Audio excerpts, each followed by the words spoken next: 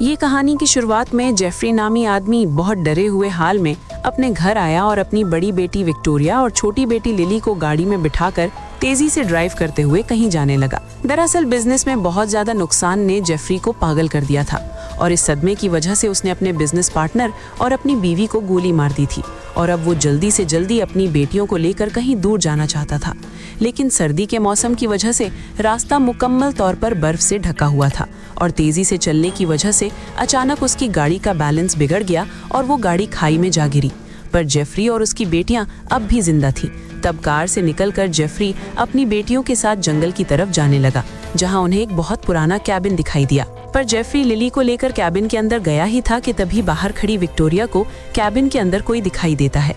मगर इस हादसे में विक्टोरिया का चश्मा टूट जाने की वजह से उसे सब धुंधला दिखाई दे रहा था, इसलिए वो भी उसे नजरअंदाज करके अपने बाप के साथ कैबिन के अंदर चली गई।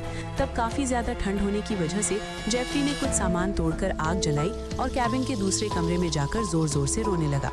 जेफरी उस वक्त बहुत ज्यादा परेशान था, जिसकी वजह से उसने खुद को गोली मारने की भी कोशिश की, पर बाहर से आ रही अपनी बेटियों की आवाज को सुनकर वो ऐसा नहीं कर पाया। तब विक्टोरिया के बुलाने पर जेफरी बाहर आया और उससे बातें करते हुए जेफरी ने विक्टोरिया का चश्मा उतार दिया, क्योंकि उसके दिमाग में तो कुछ और ही चल रहा था। जेफरी अपनी बेटियों को मारने के बाद खुद को भी खत्म करने वाला था, पर जैसे ही उसने विक्टोरिया पर बंदूक तानी तो अचानक एक साया ने जेफरी पर हमला कर दिया और उसे घसीट कर ले गया। जिसके बाद विक्टोरिया ने अपने बाप को ढूंढने की बहुत कोशिश की, पर उनके ना मिलने की वजह से वो अपनी बहन को लेकर आग के पास ही बैठी रही। अब इन दोनों बहनों को आग के पास बैठे हुए काफी रात हो चुकी थी और उन्हें भूख भी लग रही थी। लेकिन अगले ही पल उस साया ने उनकी तरफ एक चेरी फेंकी, जिसके बाद वो साया इन दोनों बच्चियों को एक माँ की तरह पालने लगा। तो अब यहाँ से कहानी 5 साल आगे बढ़ जाती है, जहाँ विक्टोरिया और लिली का अंकल ल्यूक्स अब तक उन्हें ढूंढने में लगा हुआ था, जो कि जेफरी का जुड़वा भाई है। ल्यूक्स अपनी गर्लफ्रेंड एनाबेल के साथ रहता है, जो कि एक रॉक म्यूजिशियन है। तब ल्यूक्स के कहने पर रेस्क्यू टीम से 2 आदमियों ने फिर से विक्टोरिया और लिली को ढूंढना शुरू कर दिया था और आज 5 साल बाद वो फाइनली जेफरी की कार तक पहुंचने में कामयाब हो गए, जो कि अब भी वहीं पर थी। जिसके बाद उन्होंने अपने कुत्ते को विक्टोरिया का खिलौना सुंघाया और वो कुत्ता वैसे ही महक का पीछा करते हुए उन्हें इस कैबिन तक ले आता है। पर जब वो दोनों आदमी उस कैबिन में आए तो वहाँ की दीवारों पर की हुई ड्राइंग और बच्चों के पड़े हुए कुछ सामान को देखकर वो समझ गए कि विक्टोरिया और लिली यहीं पर होंगी, और उसके साथ ही उन्हें इन चेरीज के बीज भी मिले जो विक्टोरिया और लिली ने पिछले 5 सालों में खाए थे। मगर जब उन्होंने विक्टोरिया और लिली को देखा तो वो हैरान रह गए, क्योंकि इन 5 सालों में वो मुकम्मल तौर पर बदल गई थी। वो जानवरों की तरह चलने के लिए हाथों का भी इस्तेमाल कर रही थी, जिन्हें देखकर पहले तो वो दोनों आदमी काफी बुरी तरह से डर गए थे। खैर, अब इस सब के बाद विक्टोरिया और लिली को वहाँ से रेस्क्यू करके डॉक्टर ड्रेफस के पास लाया गया, जो कि एक चाइल्ड साइकोलॉजिस्ट है। तब डॉक्टर ड्रेफस ने लूक्स और एनाबेल को बताया कि जब ये हादसा हुआ था तो विक्टोरिया काफी बड़ी थी, इसलिए उसे बातचीत करना अब भी आता है, लेकिन लिली उस वक्त बहुत छोटी थी, इसलिए उसे बोलना भी नहीं आता और इसी वजह से हमें इस पर ज्यादा तवज्जो देनी होगी। अब इसके बाद जब लूक्स उनसे मिलने गया तो वो दोनों बहनें उससे डरकर बेड के नीचे छिप गई और यहाँ तक कि विक्टोरिया ने उस पर हमला करने की भी कोशिश की। मगर जब लूक्स ने उसके पास चश्मा रखा तो विक्टोरिया ने उस चश्मे को पहनते ही उसे सब साफ दिखाई देने लगा और वो लूक्स को अपना बाप समझकर उसके गले लग गई। लेकिन उसके अगले दिन जेफरी की बहन जेन ने कोर्ट के आगे अपने भाई की बेटियों की कस्टडी लेने की मांग रखी, क्योंकि उसके हिसाब से लूक्स की कमाई इतनी नहीं थी कि वो दोनों बच्चियों की अच्छे से परवरिश कर सके। जिस पर डॉक्टर ड्रेफस ने लूक्स और एनाबेल से कहा कि एक घर है जिसे मैं इंस्टीट्यूट की तरह इस्तेमाल करता हूँ, और अगर तुम लोग दोनों बच्चियों के साथ इस घर में शिफ्ट हो जाओ तो इससे मैं भी इन बच्चियों पर नजर रख पाऊंगा और इससे तुम्हें इनकी कस्टडी लेने में भी मदद मिलेगी। जिसके लिए लूक्स तो तैयार था, पर एनाबेल को बच्चे बिल्कुल भी पसंद नहीं थे। पर एनाबेल लूक्स से बहुत प्यार करती थी, इसलिए उसने अपना रॉक बैंड छोड़कर लूक्स के लिए विक्टोरिया और लिली के साथ रहने का फैसला कर लिया। मगर एक दिन विक्टोरिया के चेकअप के दौरान विक्टोरिया ने डॉक्टर को बताया कि आज से कई साल पहले एक औरत मेंटल हॉस्पिटल से एक बच्चे को लेकर भाग गई थी, जिसके बाद वो बच्चे के साथ ही पानी में कूद गई। और जब डॉक्टर ने पूछा कि तुम्हें ये कहानी किसने सुनाई, तो विक्टोरिया ने कहा कि ये कहानी मुझे माँ ने सुनाई है। डॉक्टर को विक्टोरिया की ये सब बातें काफी अजीब लग रही थी, इसलिए सच्चाई का पता लगाने के लिए वो शहर के रिकॉर्ड ऑफिस में चला गया, जहाँ हर तरह के रिकॉर्ड्स रखे जाते हैं। तब वहाँ काम करने वाली लूसी नामी औरत ने डॉक्टर को बताया कि 2008 से 2012 के बीच का ऐसा कोई भी रिकॉर्ड नहीं है जिसके बारे में आप जानना चाहते हो, और ना ही यहाँ पास में कोई मेंटल हॉस्पिटल है। आज आज से बहुत साल पहले झील के पास एक मेंटल हॉस्पिटल हुआ करता था जो यहाँ से 5 मील की दूरी पर है। मगर साल 1878 में ही इस हॉस्पिटल को बंद कर दिया गया था और इस हॉस्पिटल के रिकॉर्ड से डॉक्टर को ईडिथ ब्रेनन नाम की एक औरत के बारे में पता चला, जिसकी कहानी विक्टोरिया की कहानी से मुकम्मल तौर पर मिलती थी। इधर विक्टोरिया और लिली के पीछे वो साया भी उस घर तक पहुंच चुका था जिसे वो दोनों बहनें माँ बुलाती हैं। तब एक दिन जब एनाबेल एक कमरे में गिटार बजा रही थी तो अचानक उस कमरे की लाइट फ्लिकर होने लगी, जिससे एनाबेल पहले ही काफी डर चुकी थी। पर जैसे ही वो पीछे घूमी तो लिली ने अचानक उसके पीछे आकर उसे और डरा दिया। अब इसके बाद एनाबेल ने लूकस को इस वाक़ये के बारे में बताते हुए कहा कि मुझे नहीं लगता मैं इन बच्चियों को संभाल पाऊंगी। पर लूकस ने एनाबेल को थोड़ा सब्र रखने के लिए कहा और उसके साथ इंटीमेट होने लगा। लेकिन इसी दौरान जब एनाबेल की नज़र दरवाजे से उन्हें देख रहे एक साए पर पड़ी तो वो उससे बुरी तरह से डर गई। और जब लूकस कमरे से बाहर आकर चेक करने लगा तो उसे एक दीवार पर एक अजीब सा होल दिखाई दिया, जिसके अंदर से उस साए ने निकलकर लूकस को सीढ़ियों से नीचे गिरा दिया, जिससे लूकस को काफ़ी चोट लगने की वजह से वो कोमा में चला गया था।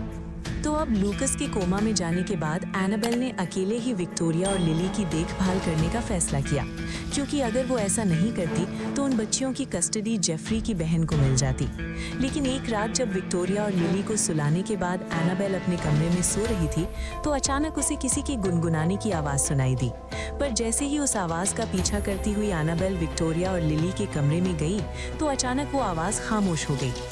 एनाबेल को अक्सर विक्टोरिया और लिली के कमरे में किसी के होने का एहसास होता था, इसलिए उसने डॉक्टर ड्रेफिस को घर बुलाकर बताया कि मुझे लगता है विक्टोरिया और लिली से कोई मिलने आता है। वो किसी औरत की आवाज़ थी जो शायद विक्टोरिया और लिली के लिए लोरी गा रही थी।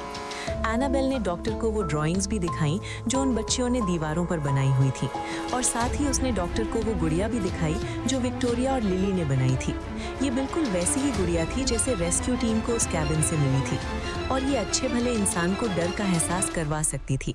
पर जब डॉक्टर ड्रेफिस ने विक्टोरिया के चेकअप के दौरान बनाई हुई वीडियो देखी तो उस वीडियो में विक्टोरिया का कहना था कि ये गुड़िया माँ ने बनाई है, और उसकी इन बातों ने डॉक्टर को सोच में डाल दिया। तब इसी बीच लूसी ने डॉक्टर ड्रेफिस को कॉल करके बताया कि मुझे कुछ ऐसा मिला है जिसे मैं चाहती हूँ आप ज़रूर देखें। जिसके बाद जब डॉक्टर लूसी के पास गया तो लूसी ने उसे बताया कि आज से 20 साल पहले जब इस शहर के कब्रिस्तान को हटाया गया तो वहाँ से कुछ ऐसे आसार मिले जिन्हें एडिथ ब्रेनन के रिश्तेदारों ने अपनाने से इनकार कर दिया था, जिसके बाद उन्हें रिकॉर्ड्स के तौर पर यहाँ भेज दिया गया। और ये सब बताने के बाद लूसी ने उन आसारों का बॉक्स डॉक्टर ड्रेफिस को दे दिया। वहीं अपने घर पर काम करने के दौरान एनाबेल को वहाँ किसी के होने का एहसास हो रहा था। एनाबेल ने जब चेक किया तो उसे वहाँ कोई भी दिखाई नहीं दिया, जबकि उसके पीछे उस वक्त वही साया खड़ा था जिसे विक्टोरिया और लिली माँ बुलाती हैं। दूसरी तरफ हॉस्पिटल में कोमा में पड़े हुए लूकस के ख्वाब में अचानक जेफरी की रूह आ गई, जो लूकस को बार बार उसकी बेटियों को साए से बचाने को कह रही थी। तब अपने ख्वाब में जेफरी की रूह को देखकर लूकस को जैसे कोई दौरा पड़ने लगा, पर इससे अच्छी चीज ये हुई कि लूकस अब कोमा से बाहर आ गया था।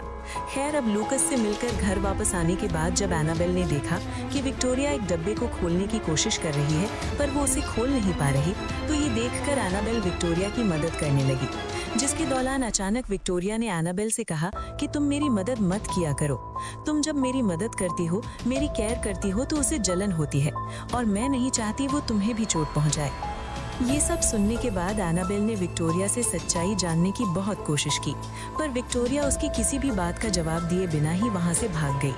अब इसके थोड़ी देर बाद एनाबेल के घर पर जेन बच्चियों को देखने के लिए आती है, जहाँ लिली की हालत को देखकर जेन को लगा कि एनाबेल लिली के साथ मारपीट करती है, इसलिए उसने घर से बाहर आकर सोशल सर्विसेज में एनाबेल के खिलाफ कंप्लेन कर दी।